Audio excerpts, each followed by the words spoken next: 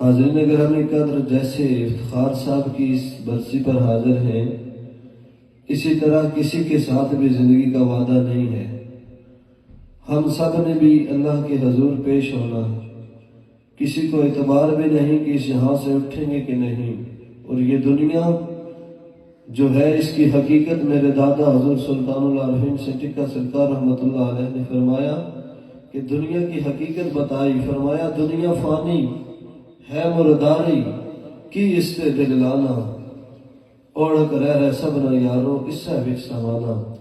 فرمایا کہ یہ دنیا جو ہے نا، یہ تو ویسے ہی فانی ہے، ختم ہو جانی ہے، اور یہ مرداری ہے، اس کے پیچھے نہیں بھاگنا، اس میں کیا دل لگانا ہے۔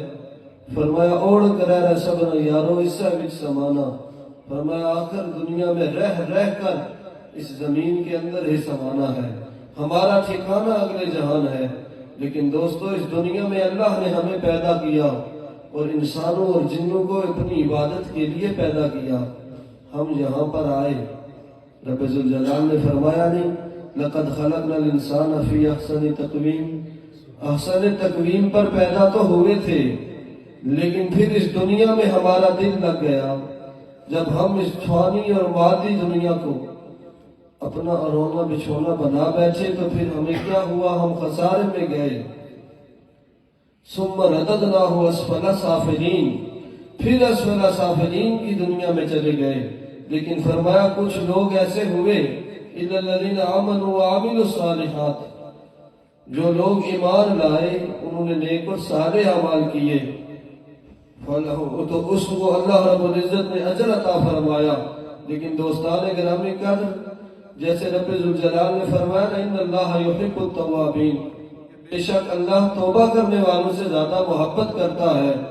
تو دنیا میں دل تو لگا تھا، بے شک لگ گیا، لیکن اس سے واپسی کا ایک راستہ ہے، اللہ کے حضور توبہ کی جائے، اور جب سچی توبہ کی جائے تو اس کے لیے اللہ رب العزت نے بڑا انعام فرمایا، فرمایا یحب التوابین، بے شک اللہ ان سے محبت فرماتا ہے۔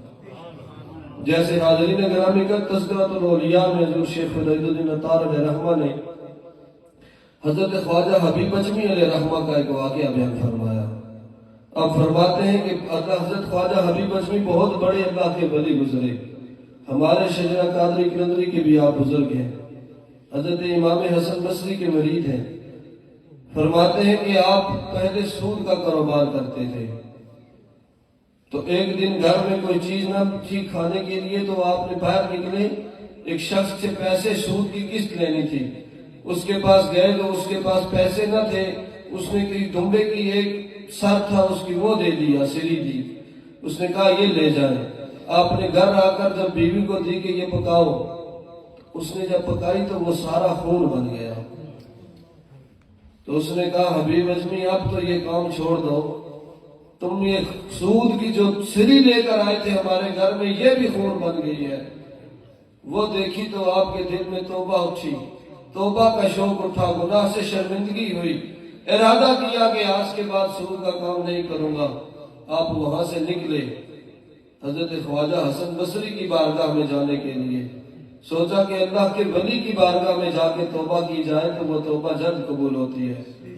آپ توبہ کے ارادے سے ابھی گھر سے نکلے تھے، سود کا کاروبار بھی کرتے تھے، جہاں سے گزرنے لگے نا وہاں کوئی بچے کھیل رہے تھے، انہوں نے کہا راستہ سے ہٹ جاؤ، ایک سود خور حبیب آ رہا ہے، اس کی گرد ہم پر نہ پڑ جائے، ہنس کے راستے سے ہٹ جاؤ۔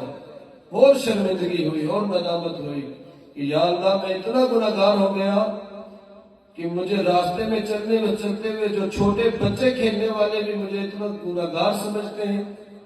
اور زیادہ روئے اور ندامت اور شرمندگی کے ساتھ خواجہ حسن بصری کی بارگاہ میں پہنچے، وہاں پر آپ کی دست بیعت کی اور توبہ کا ارادہ کر کے خواجہ حسن بصری کی بارگاہ سے جب واپس آئے تو تذکرۃ الاولیاء میں موجود ہے کہ جب واپس آئے اسی گراؤنڈ میں بچے پھر کھیل رہے تھے، انہوں نے دیکھا تو انہوں نے کہا آ جاؤ حبیب اجمی کی راہ میں کھڑے ہو جاؤ، یہ سچی توبہ کر کے آیا، اس کے قدموں کی راک اور گرد ہمارے اوپر پڑے، شاید اللہ ہم سے راضی ہو۔ تو اللہ نے کیا فرمایا یحب التوابین، وجہ کیا ہے کہ جو توبہ کرتا ہے اللہ اس سے پھر محبت فرماتا ہے۔